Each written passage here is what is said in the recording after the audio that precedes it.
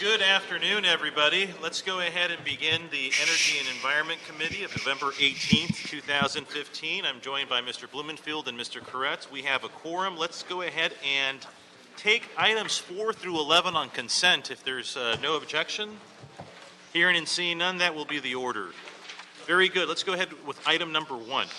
Certainly, Mr. Chair. Item number 1 relates to communication for the mayor. Communication from the mayor relative to the appointment of Ms. Lorraine Pasquet to the Board of Directors for the Metropolitan Water District. Welcome, Ms. Pasquet. Hello. So, colleagues, I'm very excited about Ms. Pasquet's appointment to the Metropolitan Water District for many reasons. Amongst them, she's a good friend, but I think that Ms. Pasquet is uniquely situated to be able to help us with our water supply issues and the larger conversations that we're having at the Metropolitan Water District. So with that introduction, Ms. Pasquet, why don't you tell us a little bit about yourself for my colleagues in the event that somebody doesn't know you, which I think is doubtful, but also to help us understand some of your objectives and goals at MWD once you're confirmed. Sure. Thank you, Mr. Chair and council members. It's a pleasure to be here today. Thank you for considering my appointment by the mayor to the Metropolitan Water District. I've been living and working in Los Angeles for 11 years. I had the pleasure to serve the city for many of those years through the Department of Water and Power as a senior assistant general manager. In that capacity, I oversaw sustainability programs, one of which I was very enthusiastic and proud of, which was the water conservation program. I also had the opportunity from almost day one, excuse me, to work on the water supply issues with the very capable water system leadership and the water system team. Half of the people back there have heard this. And in that capacity, I had the opportunity to work with the team on the San Fernando Basin issues. As you know, Mr. Chair, that those are significant issues. For the first time in the history of the city, in 2008, I believe, we could no longer draw water from that basin because of contamination. I also had the opportunity to work on the Owens Valley mitigation issues and the water supply and the reduced water availability from that system. And so I feel very lucky to be able to come back in this capacity and have the opportunity to be considered to serve the city, knowing the experiences and the background. I also, prior to coming to Los Angeles, had quite a bit of experience at the statewide level. I'm an attorney. I worked in-house counsel for a private utility. I also worked on some of their issues management. And I had the opportunity to work in the state capitol on some of the environmental issues. And so I won't tell you for how long. You'll do the math and realize how old I am. But it's been more than 20 years. I've had the opportunity to work on statewide issues, and then more recently a concentration on behalf of the city of Los Angeles. So I'm enthusiastic about the opportunity and would love to talk to you more and take questions, particularly from any council members who I haven't had the experience to work with in the past. Excited about your appointment and happy to welcome you. I don't have any further questions. Mr. Koretz? Thank you, Mr. Chair. Well, I've known Lorraine for a long time, and I've followed your career, and you could be the most qualified person that's ever represented Los Angeles, so that's pretty exciting. Thank you. And I look forward to seeing the good work that you're going to do there. I have one question, one issue that we've been fighting a battle at MWD for the last couple of years, and the LA delegation has generally been winning a very narrow margin on, has been in pushing for legislation or opposing legislation to make sure that we protect the Endangered Species Act.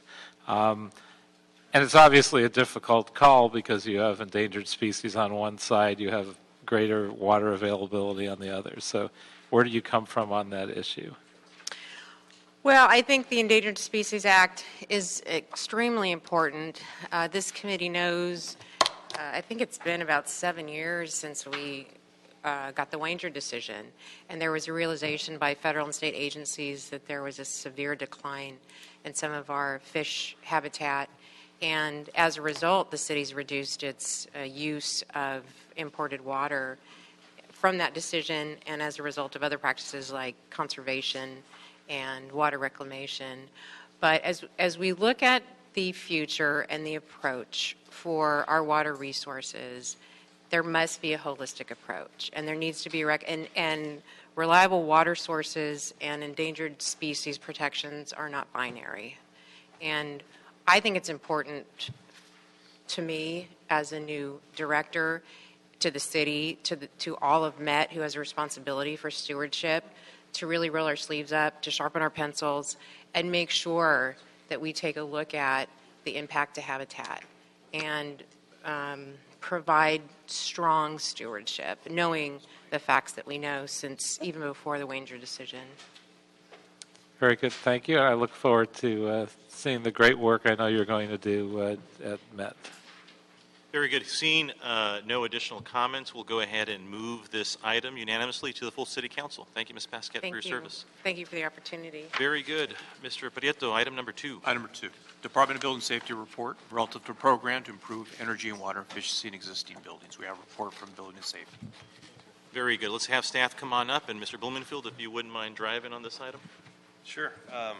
Thank you very much, Mr. Chair. I'll just set the stage a little bit, and I want to start thanking you, but also thanking the Mayor's office, who's worked really closely with me on this item. This is a motion that I co-authored with Councilmember Huizar. Like all of us, we really want to see a cleaner, greener, more sustainable Los Angeles. For me, it's something I've worked on for a long time on the state level, figuring out how we can better finance some of these things, looking at our buildings as well as our other infrastructure. Specifically looking how the city can not only improve its own energy footprint, but looking outside at the private sector and how they can do it. And this has been going on. DWP did a great job. They adopted a 15% energy efficiency reduction by 2020. Mayor Garcetti signed an executive directive in October, reducing water by 20% by 2017. But interestingly, more than half of the carbon emissions in most cities come from buildings. In Los Angeles, buildings are responsible for 51% of our energy. Furthermore, there was some analysis by the California Center for Sustainable Communities at UCLA that show that half of the city's electricity demands comes from just 4% of our buildings. That's a pretty amazing statistic. 2% of the parcels that reach 40% of the city energy use citywide. So that was the reason for moving on this item, is to say, well, how do we then go about, if we have such a concentration of energy users, if we work with them and create some stakeholder meetings and figure out how we can work together and incentivize some of our private sector partners, we could make a real impact on our energy footprint. And that's the idea of this motion. Working collaboratively, just wanted to say there's 10 other cities doing something similar. And there was a projection that if these cities if they all do the similar program, we'd cut 7 million tons of carbon annually, which is the same impact on climate control as taking 3 or 4 power plants offline altogether. So the stakes are pretty big on something like this, and it's something I think that is doable. And as we move toward asking for an ordinance to be written, that's why we're here today, and to get the report on where we are in that process. So thank you for letting me tee that up a little bit. I hope I didn't steal too much of your thunder, but I'm excited about this. So please go ahead. Good afternoon, Mr. Chair and council members. My name is Osama Union with Building and Safety. In response to the motion that Mr. Councilman you referred to, City Energy Project, along with many city departments, including us, were involved in stakeholder meetings, several of them. And as a result of these meetings, there were several recommendations that were proposed, which we outlined in our report to this committee. And if it's the wish of this committee, we'll be more than happy to work with the city attorney on coming up with a draft ordinance and come back to present it to you or to city council.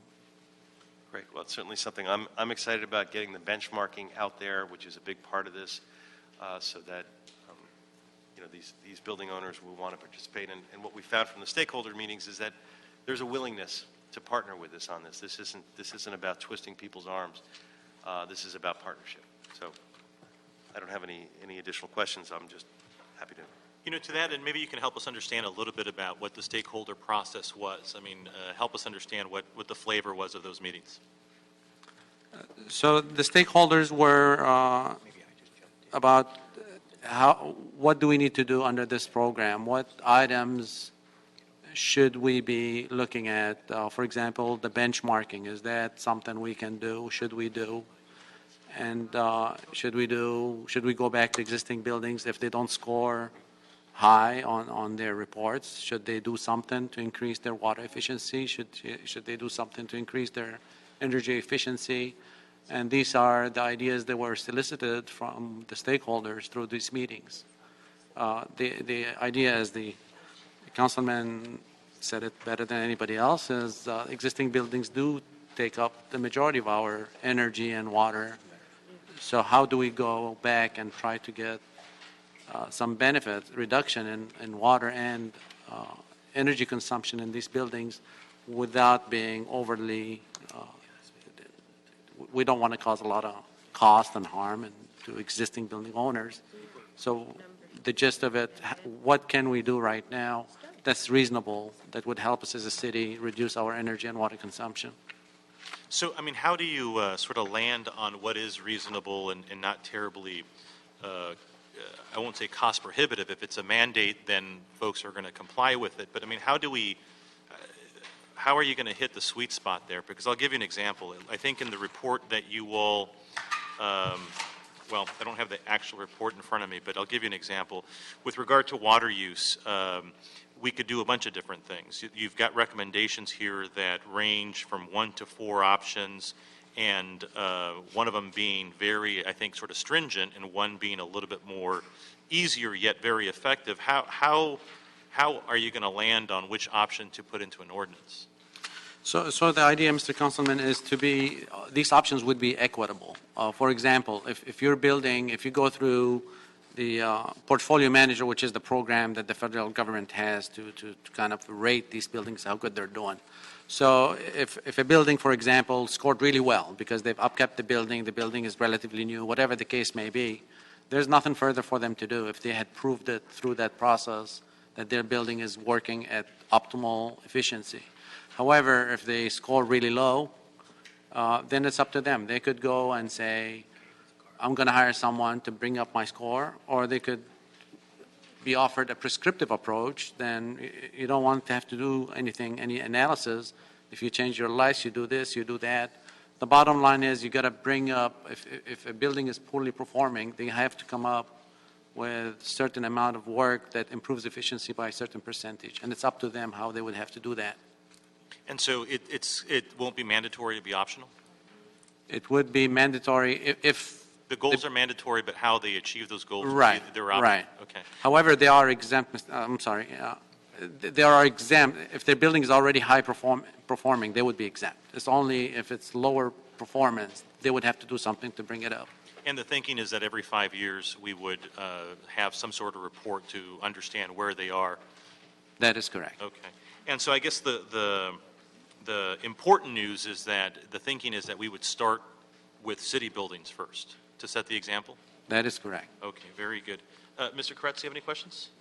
Yeah, a couple. And first I want to thank Mr. Blumenfield and our colleague, Councilmember Weezar, and the mayor for their leadership on such an important issue, because we know what a huge water hog these buildings are and what a huge energy hog.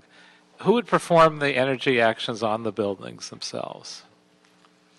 The owner would be ultimately responsible, but they would have to hire someone who's licensed to. So the one we would be holding responsible for getting the work done is the owner, but the work would be acceptable to be done through an owner's representatives, which is a licensed engineer, licensed architect.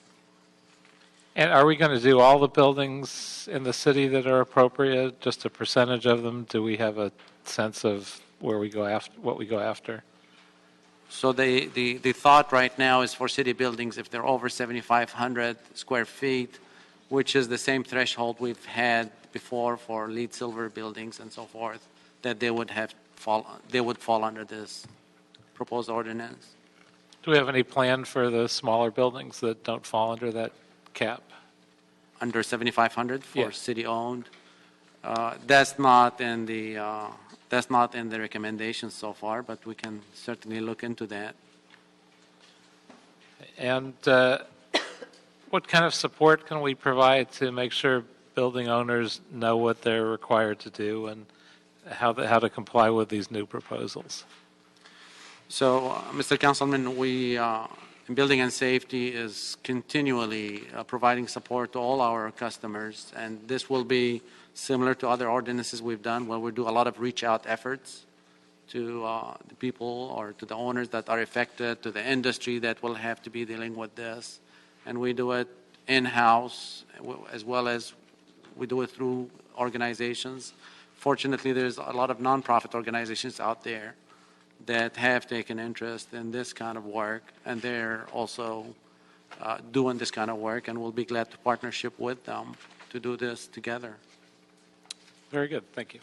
All righty, we have a couple, Mr. Blumenfield. I was saying, and it's only a very small percentage. You're talking about 4%.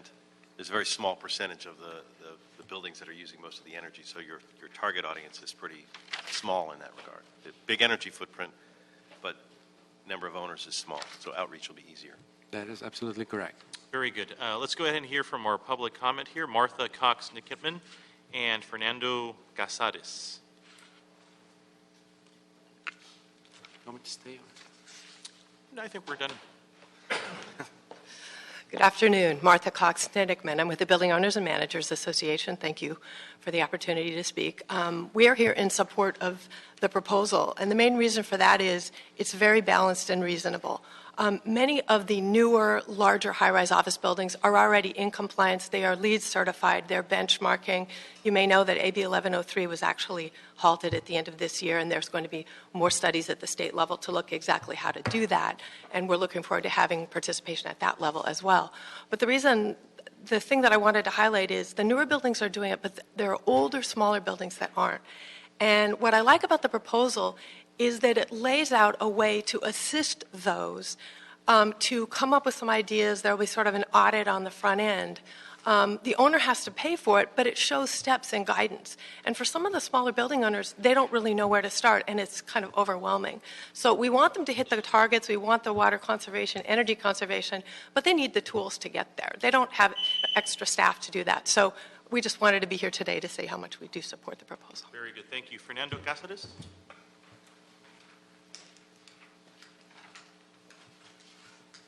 Good afternoon, Chairman and committee members. My name is Fernando with the Natural Resources Defense Council, here to express our strong support for this ordinance. You should have received a packet of letter of support from NRDC, the Communities for a Better Environment, Earth Justice, Environment California, Global Green, Pacoima Beautiful, and Sierra Club. We support this policy because it would make our city more sustainable. We commend the Department of Buildings for hosting a series of 10 stakeholder meetings from January to July of this year, which engaged hundreds of people. It was clear at this meeting that stakeholders want us to take action to drive down energy and water waste in our buildings. Our stakeholders, including us, want LA to have a policy that will reduce energy and water consumption in existing buildings through benchmarking, transparency, audit, and retro-commissioning practices. These are practices from across the country that are tailored to meet our city's needs. 16 cities and counties already have those benchmarking and transparency ordinances in place, including Atlanta, Boston, Chicago, San Francisco. In closing, I just want to say these are demonstrated best practices, and we thank you for your vote today. Very good. Thank you very much. Okay, colleagues, why don't we go ahead and instruct the Department of Building and Safety and the city attorney to draft an ordinance to implement the proposed recommendations. We'll vote that in council and then have the ordinance referred to Planning and Land Use Committee for their consideration. Thank you, Mr. Chair, council That members. shall be the order. Item number 3. Us too. Just to them or to us? Just to them. Make it go faster. Think it'll go fast? Item number 3. Otherwise, you got to. Department of Water and Power report relative to authorizing the establishment and maintenance of a revolving line of credit of up to $500 million for the Department of Water and Power Systems. You have staff from Department of Water and Power and the Office of Public Accountability.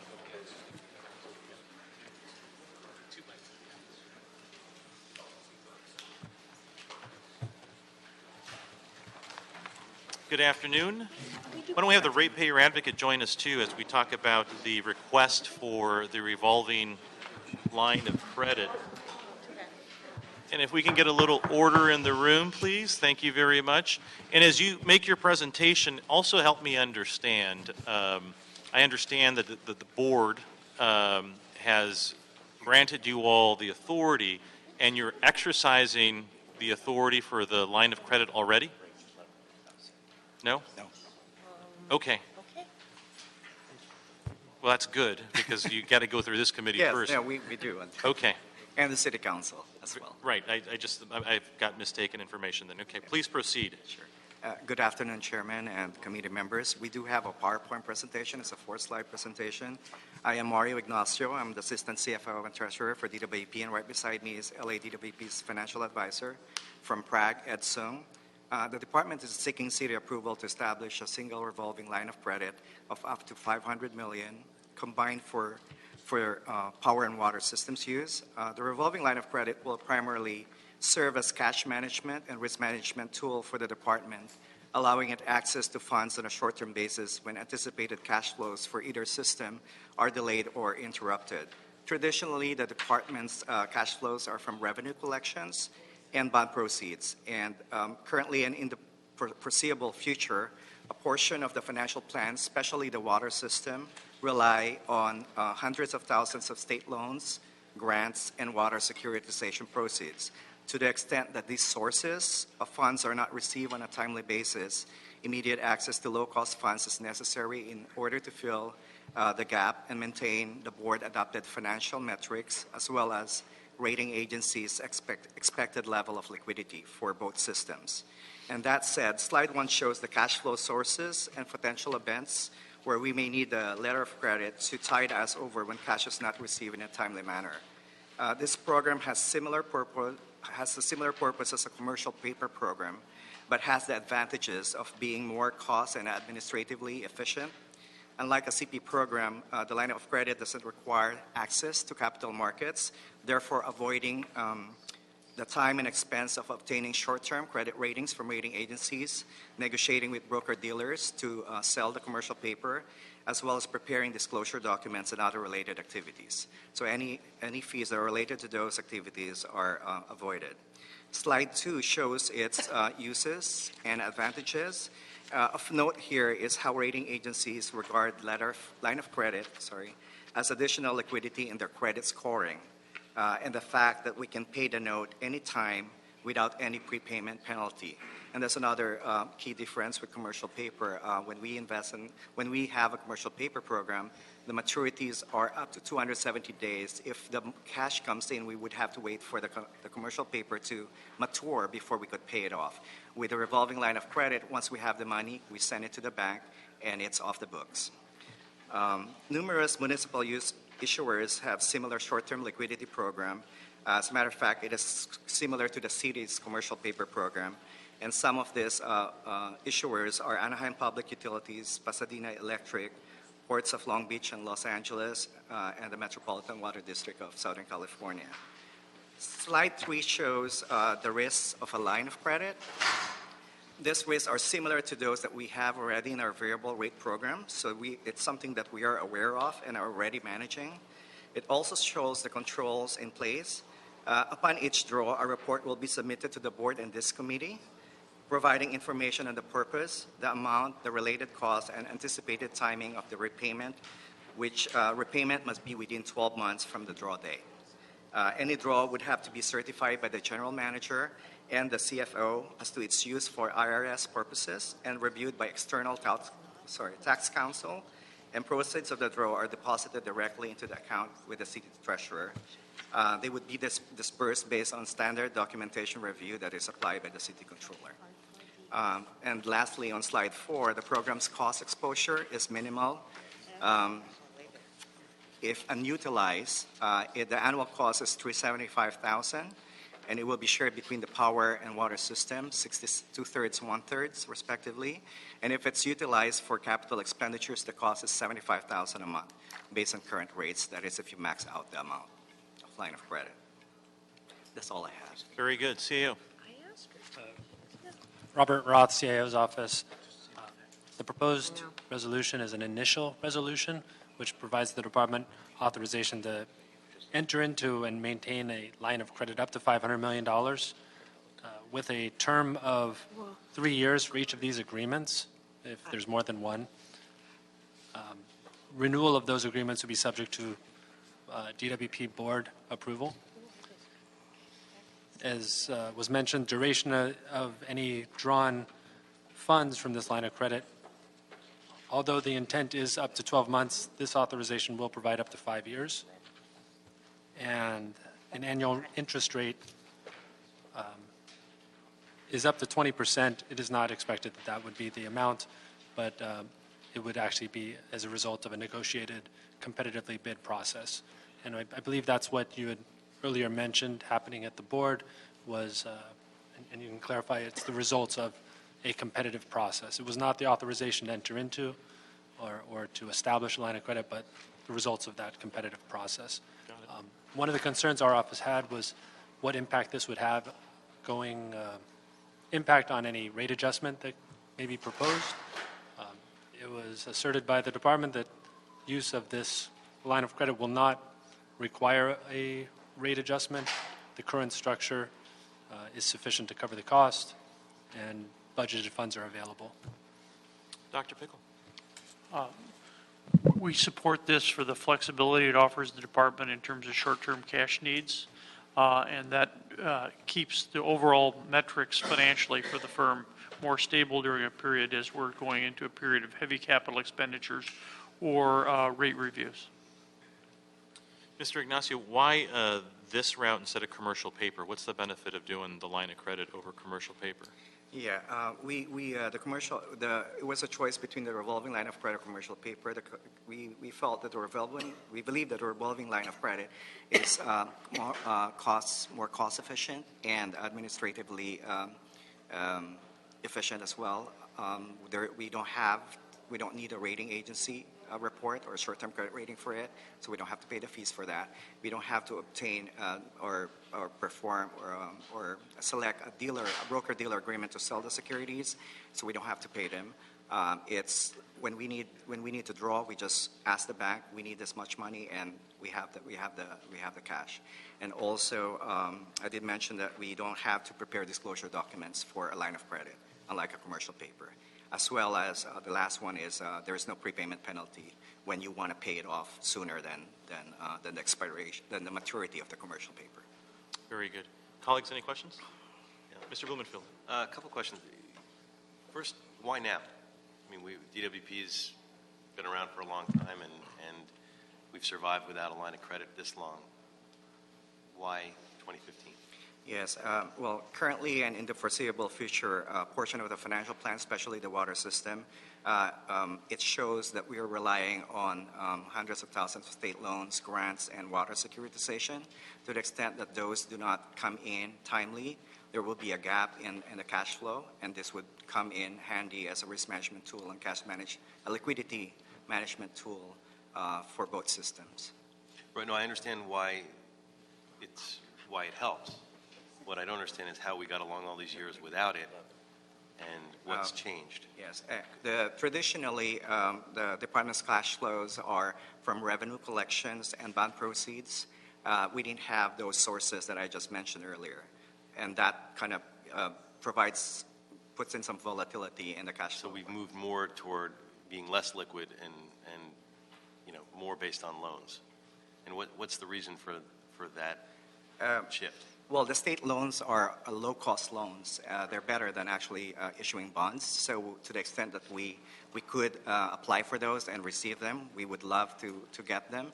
But then their timing would depend on when the state would disperse the money. So in terms of forecasting, they're being forecast as coming in. We have certain assumptions in the forecast. And if those assumptions don't pan out, then there will be a gap in the cash flow for several months until it comes in.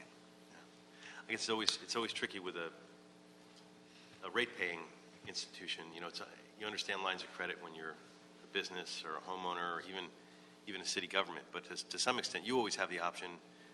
You could surplus a certain amount of money and hoard it as your own cash flow, rainy day fund. and make money on the back end. But obviously, you got to work the numbers, and you're saying that it's better to do this than to try a different method like And this. in addition to those state loans too, there's, if you would go on slide 1,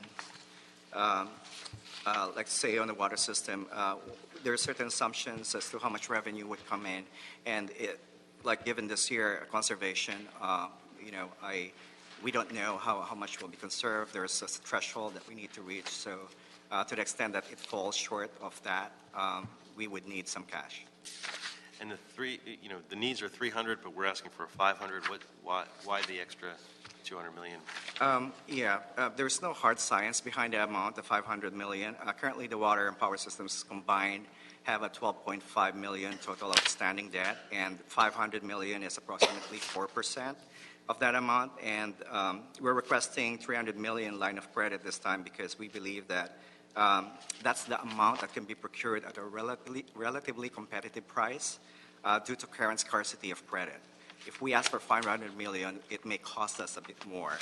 So we're reserving the 200 million as the operating and capital needs grow in the future. We may come back to the board and ask to solicit the extra 200 million. Right. Although for that luxury, we're paying a price to have the additional 200 million. No, we only procured 300 million. So the 200 million, we did not solicit that. There's no cost to having. There's no cost. The 200 million. It's just, You just don't want to have to come back to us Yes. for the other 200 million. Well, subsequent program expansion will require city council approval. So anything beyond 500, we will have to go back. Right. But if we made it 300, that would meet all your needs. But then if you wanted to extend it to 500, you could just come back to us and get the additional 200. Yes. Which, I mean, to some extent, I always like to be more conservative as far as that goes. I'm not opposing this, but I'm just, generally, I like to, we give the amount that's needed, and we maintain the oversight, being able to, not that if you need another 200 million, it's not going to be that hard. It's not like these things happen on a dime that you're going to need $200 million tomorrow. You could come to council and. But to be fair, the board has to, if they wanted 200 million, they'd have to go to the board. Yes. We're just an additional step, and I guess if there was any controversy to the additional 200 million, we could always assert our jurisdiction.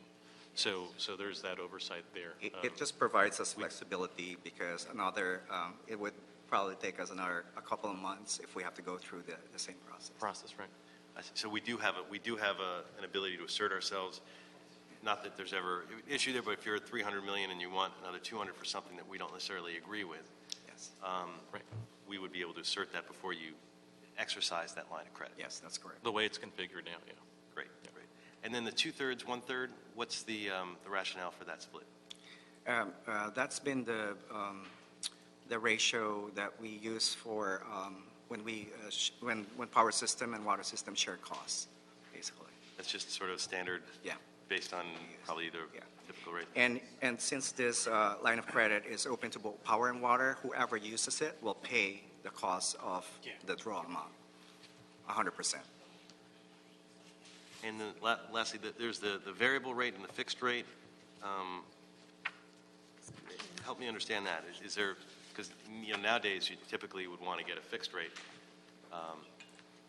but how did you determine that? You're referring to slide? Well, the line of credit is based on a variable rate? Yes, yes, it's based on it's variable. Was that the only option? What was the reason for doing that? Yes, the revolving lines, they're more economical than a fixed rate. These are short term, and we intend to pay them within 12 months. And historically, our variable rate debt program, since its inception, I would say 2001 or 2002, we've only paid 1% for that entire period of time. So that's way lower than issuing fixed rates. Okay, as I usually thought.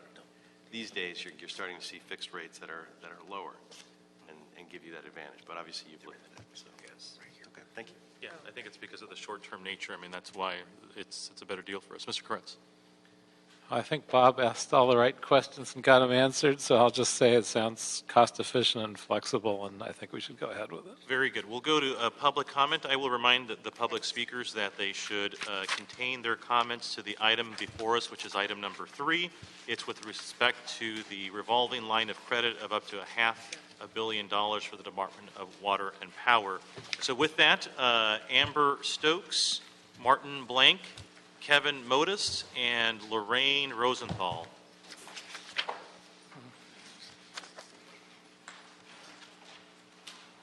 Is it okay if Absolutely.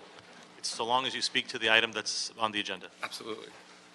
Okay, my name's Kevin Modis. I'm the California Brain Tumor Association, and I'm very much in favor of this line of credit. But we were asking that the DWP hire cellular biologists to look at health effects from wireless radiation, because the FCC that regulates these exposures. Excuse me, your name is what now, Mr. Blank? No, Kevin Modis. Modis. So the line of credit would go for infrastructure for the Department of Water and Power. It wouldn't go towards anything that deals with the issue that you're speaking to. So well, the item that's before us is whether or not we should extend the authority for the utility to be able to avail themselves of up to $500 million. Well, I want to make sure that we're efficient. So if you can speak to this item, then we would appreciate it. Part of their infrastructure is providing power to the wireless transmitters and also providing locations for them. And we need an agency to ensure that this power that they're providing is safe in the devices that they're doing it to. And they're the right agencies to hire these cellular biologists. FCC doesn't have cellular biologists. The city doesn't have cellular biologists. Thank you very during much. 20 of my seconds. So your name? My name is Amber Stokes. I'm a Santa Monica resident, and I'm electro-hypersensitive, which means that if I'm around Wi-Fi too long, my heart will palpitate. If I'm in Wi-Fi or around a cell tower, I'm actually like a human meter for this stuff. I can tell someone. And Ms. Stokes, how does that pertain to the line of credit and whether we should decide to extend the Department of Water and Power the authority to avail themselves of $500 million? I live upstairs from like a bank of smart meters. I'm a DWP customer, and I'm in favor of this money in this line of credit. But I do want someone to look at the health effects that people like myself that are sensitive to radio frequency, we are affected by this. It's not something that's fake. It's actually something just doctors don't go into homes anymore. So if doctors like Dr. Martin Blank gets a chance to speak to this, the actual health effects, that would be excellent if people could at least hear it and think about it for their own lives. Very good. The next speaker? Yeah. And again, the decision before us is whether or not we should give the Department of Water and Power the line of credit. And so if you could contain your comments to that. Now, you did fill out speaker cards for general public comment, and you can just go absolutely wild there if you like. But as it relates to this item here, if you could contain your comments to the one that's before us, which is the agendized item, whether we should give the Department of Water and Power the ability to avail themselves of $500 million. Go ahead. Well, I cannot make that kind of decision for you, but what I'm saying is when you have that much money to spend, some of it should be spent on expertise of biology. I think the project that was mentioned by Kevin was the fact that some of the money that is allocated for the Wi-Fi on smart poles could be used by having biologists in there to be able to assess the health effects. It's a complex project. If you got so much money going in, I think it's worthwhile getting the expertise that will understand all the kinds of problems that one is apt to run into. I don't know what one could run into when you're having this water and power mixed together. But the fact is, if you have the expertise in there, you will learn something about it. If you don't have it, you may just overlook it. In the case of the smart poles, there are many problems that we already know that are being ignored because there's the lack of expertise. So I must ask for the expertise being present there. Well, I don't have the degrees that the doctor has, but my name is Lorraine Rosenthal, and I'm co-founder of Cancer Control Society, and I have a BA in zoology from Berkeley. I do approve of the line of credit, but I would like the DWP to hire cellular biologists to look at cancerous health effects from wireless radiation, like city-wide Wi-Fi and smart poles. Since 1973, Cancer Control Society has maintained a cancer book house, and we have many books coming in now on the dangers of what all this radiation does to people. Here's just 2 examples.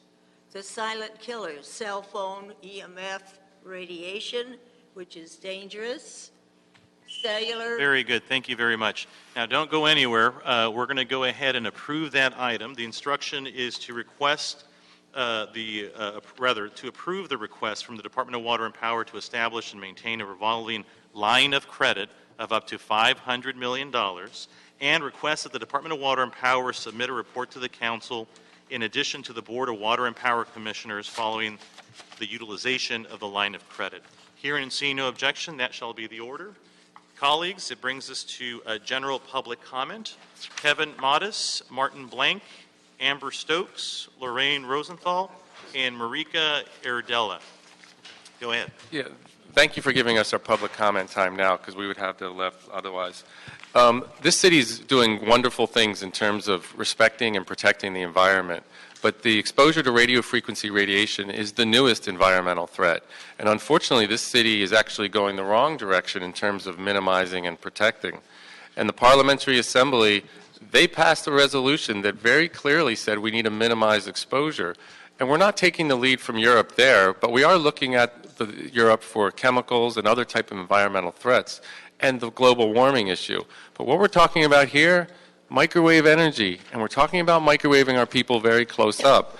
And the minimization of it is not appropriate. We have electrosensitive people that we're dealing with all the time that can't come in these meetings. She's going to suffer for a period after this. But they don't want to come in here. There's too much Wi-Fi and radiation. We're denying people access to their city, to their public processes. It's not appropriate. We need to take measures to protect them and to learn more about this. I went as far as after I got sick for the first time in 2013, I actually became a building biologist with a specialization in electromagnetic radiation. I applied myself a great deal to reduce EMFs around my home, and that's one of the ways that I'm actually here sitting in front of you today to be able to speak about it. I go to a precautionary principle. I mostly keep my phone on airport, and I'm very aware of my surroundings. I know where I live. I put antennasearch.com in, and I find my cell phone towers, and I would never live in a place nearby a cell phone tower. I'm aware of some of the work of Dr. Martin Blank and some of the other people that are out there, the scientists that are leading the way. With the World Health Organization, they're trying to get the carcinogenic rating up so that we now, of course, bacon is recognized as carcinogenic now, but next we will see maybe Wi-Fi will be on the list. We're looking out for this because it affects us. It might not affect all of you, but maybe there's someone with heart palpitations and they go to the hospital and no one can find out why. Mr. Blank. What has been said has been talked about with the general Wi-Fi and what the effects are on people's feelings. The effect is it has an effect on your DNA. That was recently shown in a study that was done in Iceland, where they were able to measure the mutations in children and in their parents. And there was a parallel between the mutations in the child and in the mutations in the father's DNA and the DNA at the time of conception. It's interesting that the father's DNA gets more and more mutations the older the father is. The child does not get more mutations depending on the age of the mother, because the mother's eggs are protected in the ovary. The male is making sperm cells from the gametocytes, which he's born with, even though they're not always mature. But when they become mature, they come out and they fertilize the egg and give you a child that has the mutations in it. We are gaining mutations just by living and being exposed to the environment. Ms. Rosenthal. Well, what I have to say, again, is in these books that I brought here today. This is just a few of them. Please read them so you'll understand the dangers that you're involved in.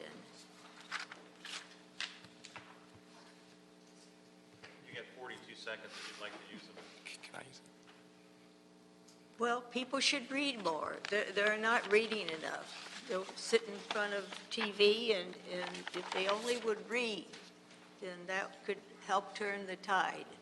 But more and more cancer is taking place, and we should do something about that, not put in carcinogens and increase the dangers that people are living in. I know. Very good. Thank you very much. If you could make room for our last speaker.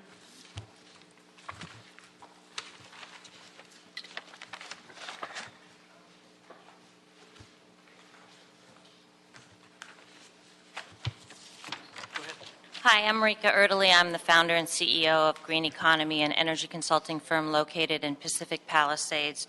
I'm a licensed B contractor, and we hire subcontractors to install LED lighting and HVAC control systems. My company has produced at least 550 Energy Star benchmarking reports in compliance with AB 1103. I have spoken in front of 50 groups of attorneys, commercial real estate brokers, and building owners about energy disclosure and the benefits of it.